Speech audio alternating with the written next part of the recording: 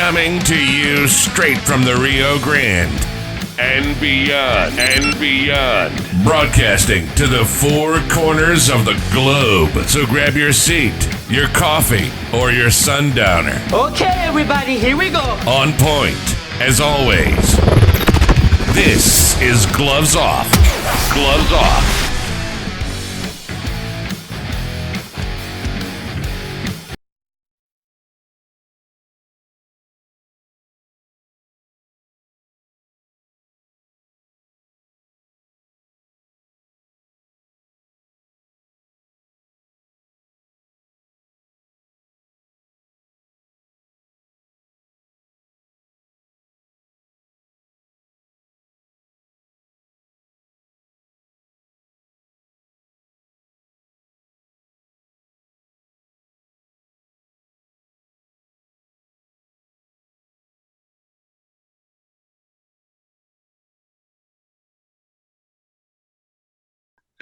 We're back at you in Gloves Off. I'm Professor Buitron. I'm here with a great guest, Grandmaster Richard Hackworth, and we're touching base on martial arts in general.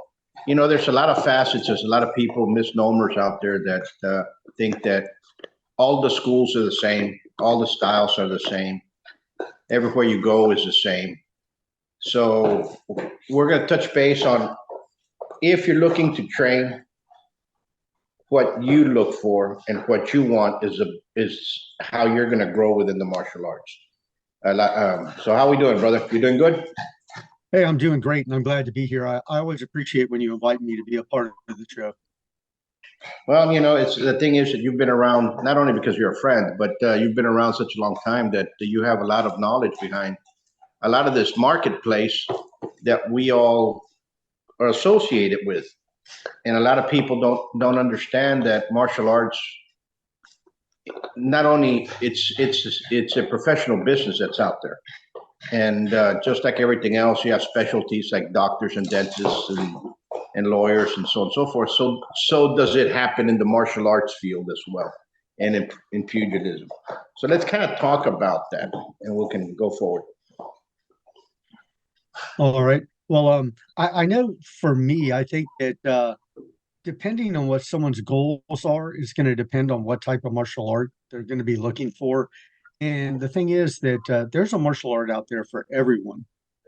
But I want to caution everyone to make sure that you're dealing with properly qualified people, because there are a lot of claims out there, and there are a lot of organizations that will certify somebody just through the mail without any training or examination whatsoever. And when people make big claims, you want to take a look at what they've actually done.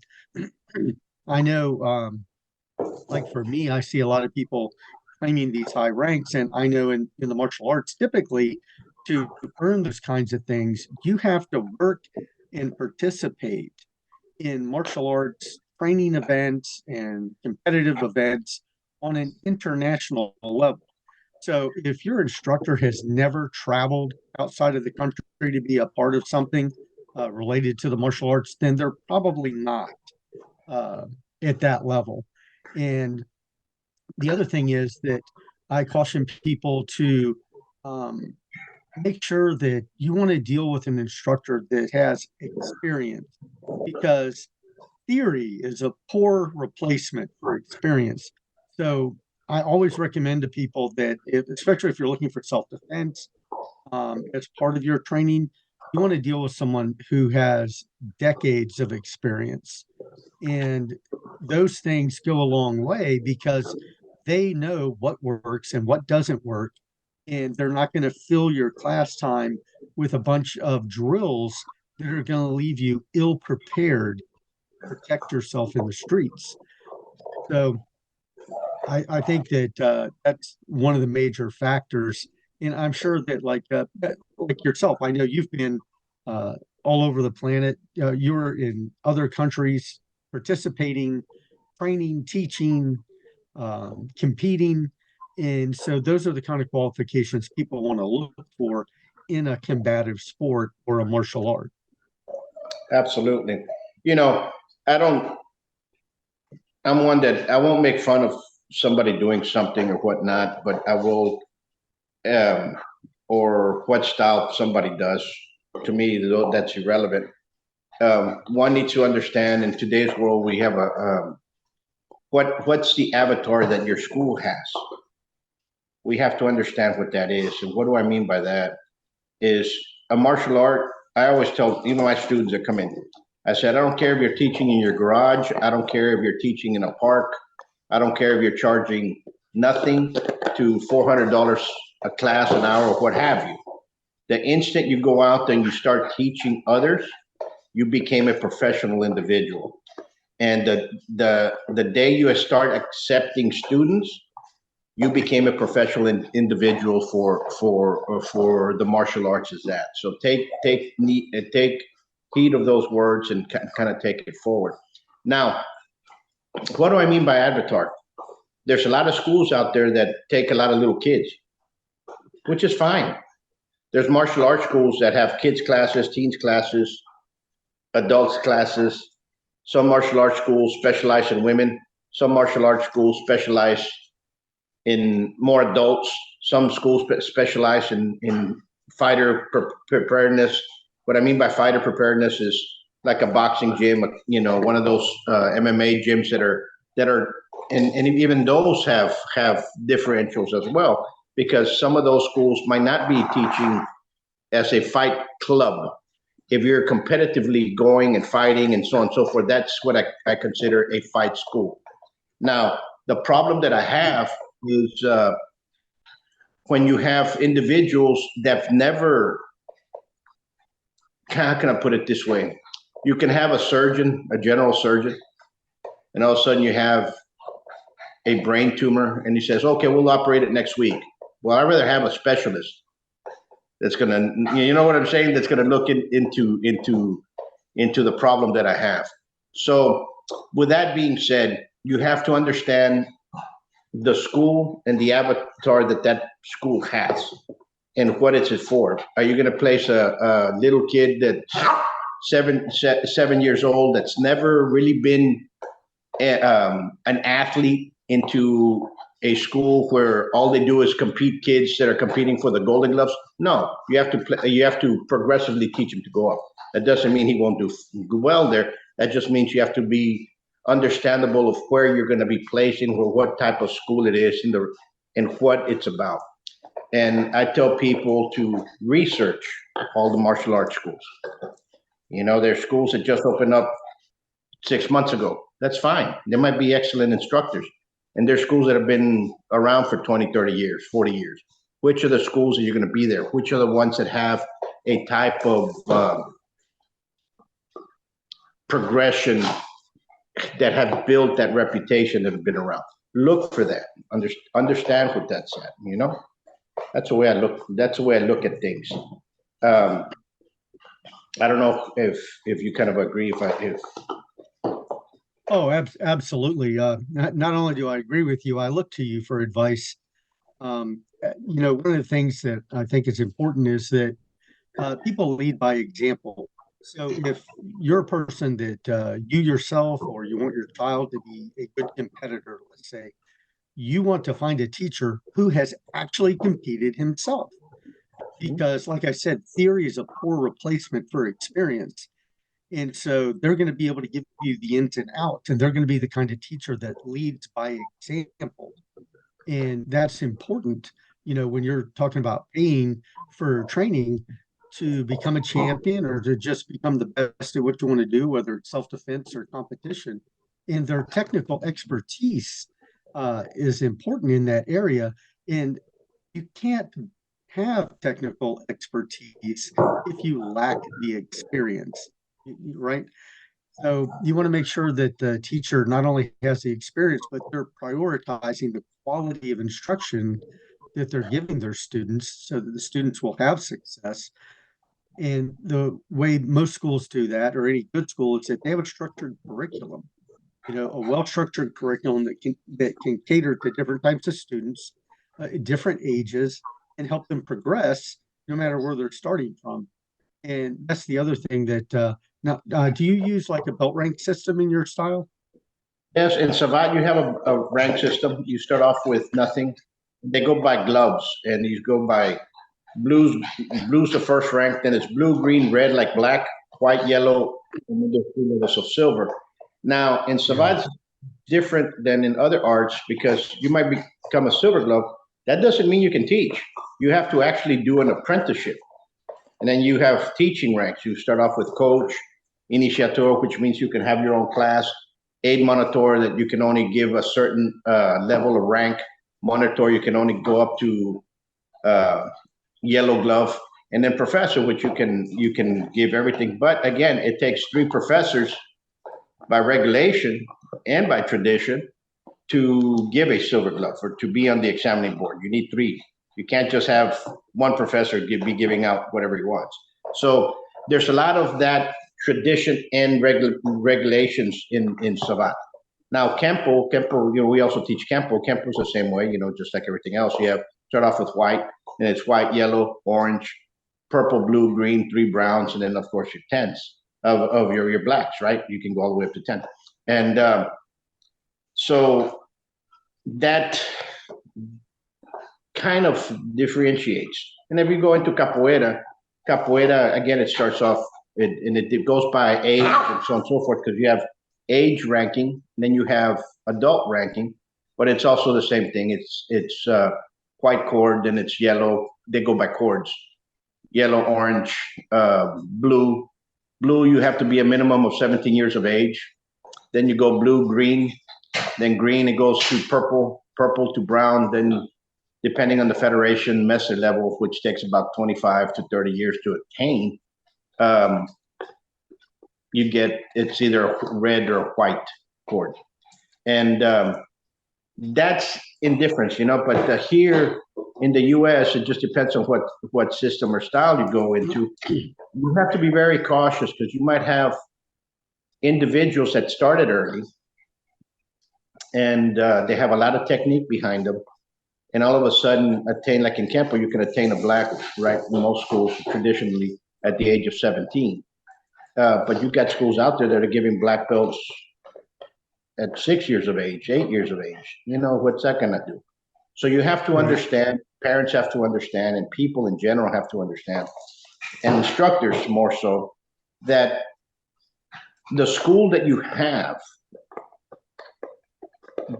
the way you're training, the way you're ranking, it's building the type of clientele that you're going to have. If you have a bunch of kids that are below the age of 13 and they're all wearing blacks by the age of 10 because they've been with you 1-2 years, well, that's the catering motion for that. That's a type of, you're going to be attracting that type of individual there. Then if you have, there's like everything, you have a group of teenagers, all of a sudden they're going to kickboxing events or they're going to boxing events and they're training for the Golden Gloves. Then you're going to attract that type of clientele. Then it progresses, and I hope I'm not losing anybody, but I think what you need to do is understand where you're at, the school you have, and build from that, because there's a lot of niches, don't try to do a jack of all trades because you'll become a master of none. I rather be understood that, the people that are coming to your school are capable, and you also, in competitively wise and good citizenry wise, right? And we have to kind of look at that. Right. I think that you touched on a very important thing, and that is on the different age and abilities. And a good school, if you're looking for a place to train, is going to separate the students into classes by age and ability group so that you don't have an 8-year-old beginner, working out with or against a 16-year-old who's been doing it for 10 or 12 years. And the problem is that we don't have that like in Little League, right? I remember when a friend of mine put his son in soccer at 14, he was out there on the field with kids who've been playing since they were 5. So he felt awkward and felt that he wasn't good. And it's like, no, it's not that you're not good. It's that you don't have the experience that they have. They threw you on a team with people who've been doing it for 10 years this is your first year. So parents need to gauge their student or their child's success or their own success and ability on the length of time that they've been doing it. And a real important factor with instructors is that you want to make sure that they give a lot of individualized attention, that they're dedicating time to each student, that they provide personalized feedback and guidance to help them overcome challenges, maximize their potential. And it shows that they truly care about each student's progress. And if you go to what we typically call a McDojo, where your kid is thrown into a class with 70 or 80 other children and one instructor on the floor, and sometimes that instructor is just a 15-year-old black belt from the school, not the actual owner, that doesn't make for a progressive learning situation. And I know, like in our Hapkido classes, we try to keep the instructor to student ratio 1 to 15. If there's going to be more than 15 people on the class time, we have a second instructor on the floor to make sure that everybody's getting enough personalized attention, because that's the only way they're going to have holistic growth. And a good school is going to be promoting, first and foremost, promoting self-defense, physical fitness, character development, all in equal measures. They're going to have a very well-rounded approach to equipping their students with the valuable life skills that go beyond just what they do on the mat. No, you're absolutely correct. And you touched on some excellent points, because a lot of individuals want to, how can I say, they want to grasp everything. And I get it. And I understand the business side of things as well. I've been at it for a very long time, and I've taught in many places where you didn't have to put down overhead, that you were either teaching inside a school or a municipality, kind of like a rec center. I've taught in stuff like that, especially in France and other places where the schools are not privately owned. You have to go train at a rec center, and you have a designated hour or 2 hours that are specified for your class only. And a lot of people don't understand that. And like when I was in France at Club ISPTT, which I taught and I had for 3 years, not only did we have Savate, you had a judo class going on at the same time. You had a Taekwondo Olympic team that was there for a very long time from the French. You had a boxing club, you had a Thai boxing club, and everybody respected everybody all together in unison. And they knew and they respected everybody that was there, but everybody knew each other. In other words, when folks that were fighting from the Savate club, you'll see the guys in Taekwondo and in Thai boxing cheering them on at the matches. It was a, how can I say, it was a very interesting feeling to see, because you had a whole unity of martial artists from different styles helping each other, while you had, how can I put it? Here in the States, you don't have that. There's always you're teaching at a rec center, and then somebody else comes in there from whatever type of karate they want to teach, and they're going to have it there, and they look at you like an enemy, like if you're taking away from them. And that type of animosity, I feel it in the States. I don't feel it in Europe. I don't feel that in Europe.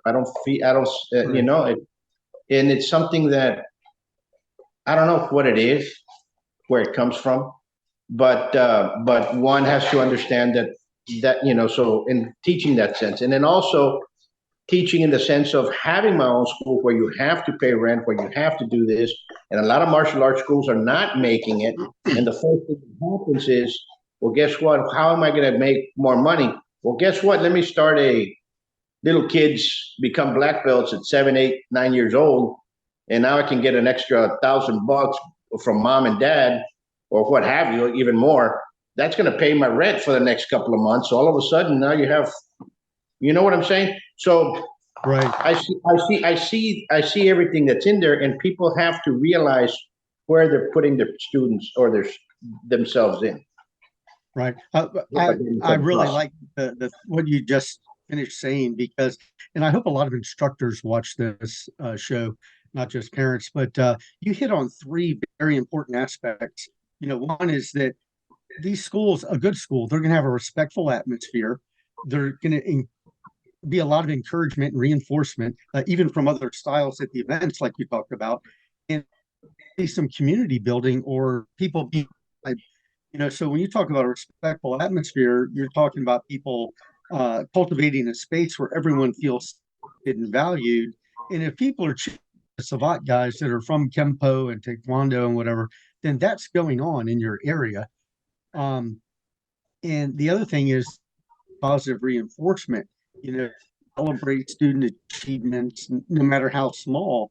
You want to focus on every step of the path of progress. And then as far as the community building goes, I think that, particularly like with the Savat and Kempo, I see that, they foster a real sense in the schools. It's like being part of a family, pretty much. And when you have that kind of thing going on, or I know even like at your school, you have organized social events, so it's the art is carried on into their daily lives. And this creates a lasting bond between the students and it fosters a sense of belonging that really doesn't happen in this day and age with all the technology and kids just playing on video games. And that's why we hear a lot of kids that they end up becoming part of the gang because that was the group of people that made them feel like they were part of. Yeah, absolutely, absolutely. And it's that fellowship that I saw, especially in Salat. Maybe that's its nature. That we call it. We need to foster it. But I've also seen it with the Kempo side of things as well. They're very open-minded, very family-oriented, and So I don't know where it comes from, but I think that animosity between schools needs to stop because I don't teach kids as little kids, like toddler age, 3-year-old, 4-year-olds. I will send them out to another school. I tell parents, I just turned down and a lot of people say, oh, you're crazy because you turned down tuition and you could have gotten this and that. No. I go, they're not going to be happy with here. Number one, I don't teach a kid that's 3 years old, but there's a martial arts school that does down the street. Send them off that way. That's what they specialize in. You have to understand that. Right now, I haven't been taking fighters into the competition inside the ring.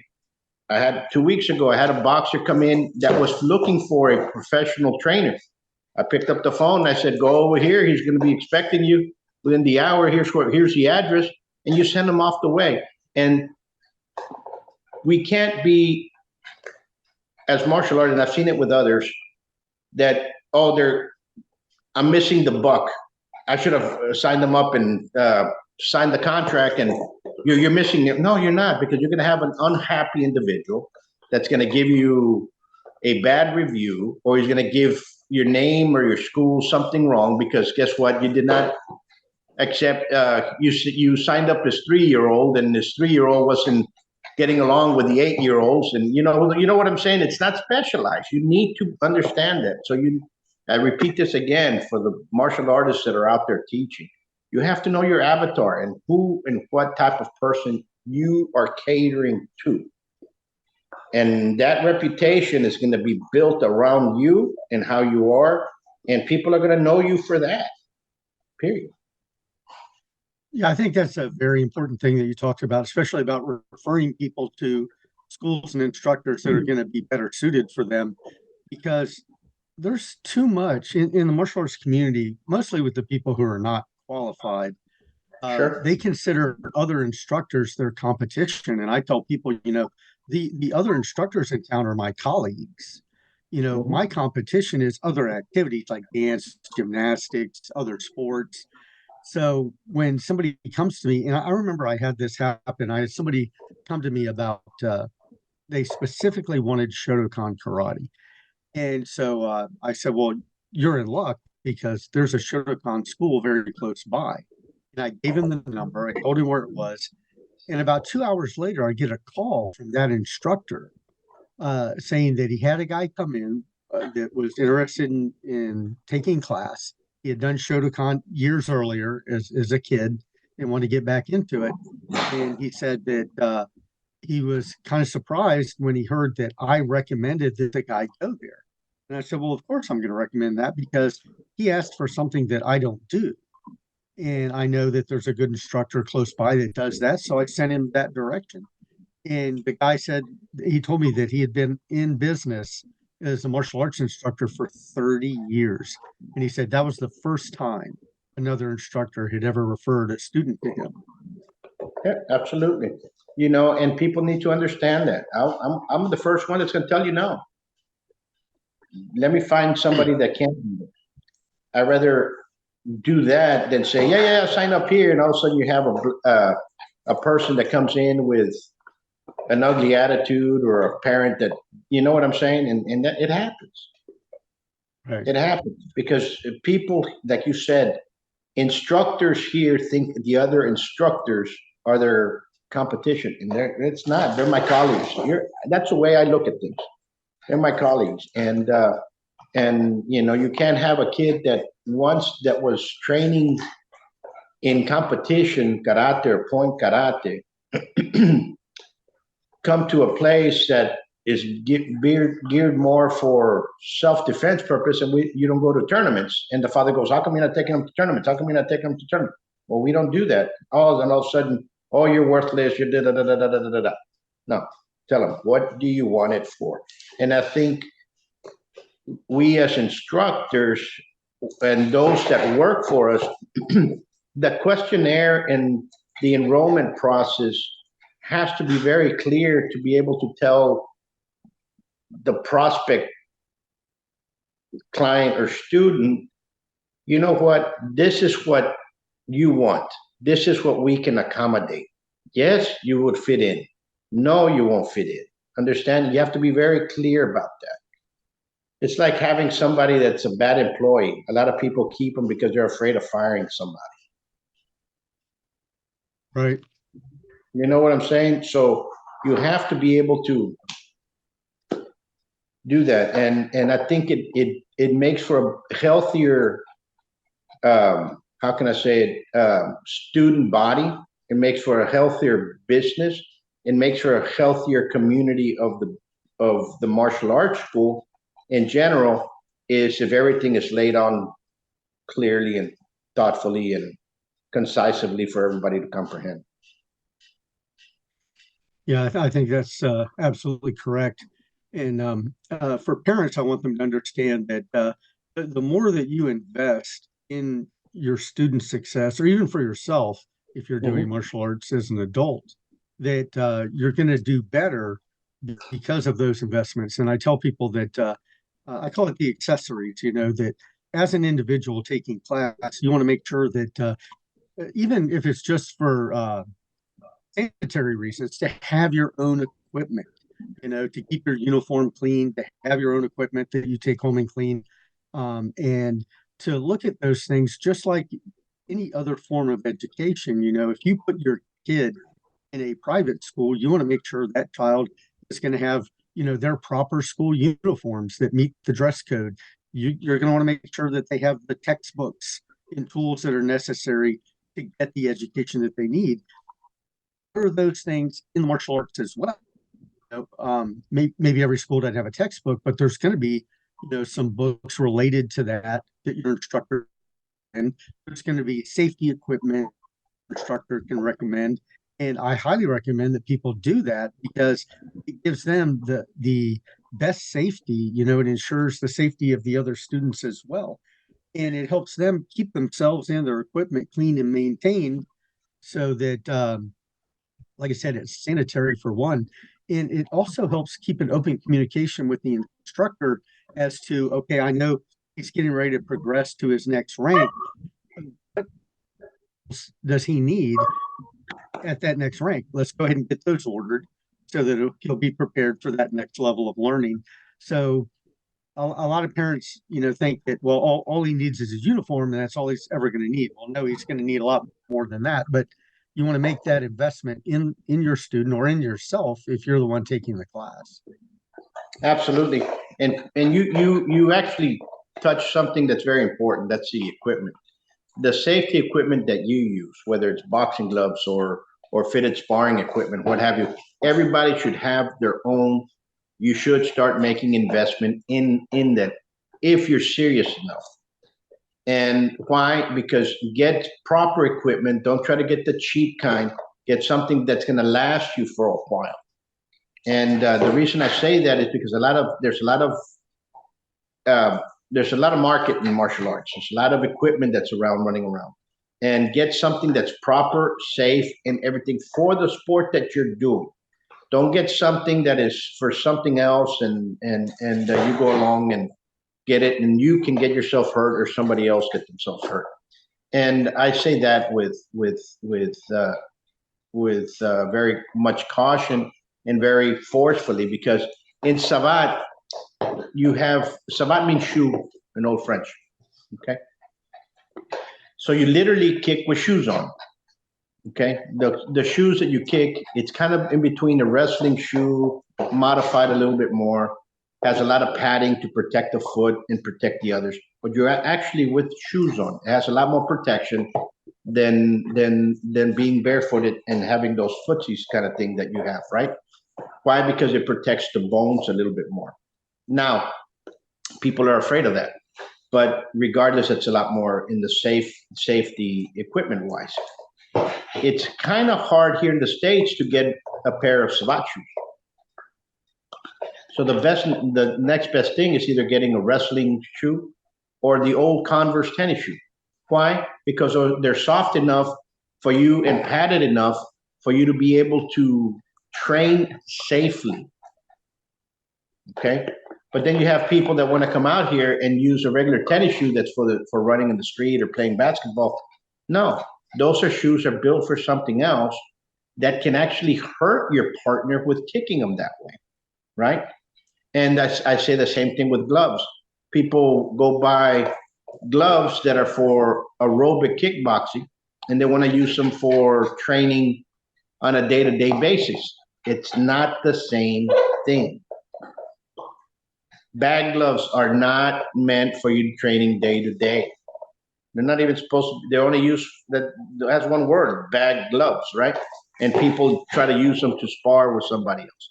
It's not. You're going to get yourself hurt, and that's so you have to understand the equipment.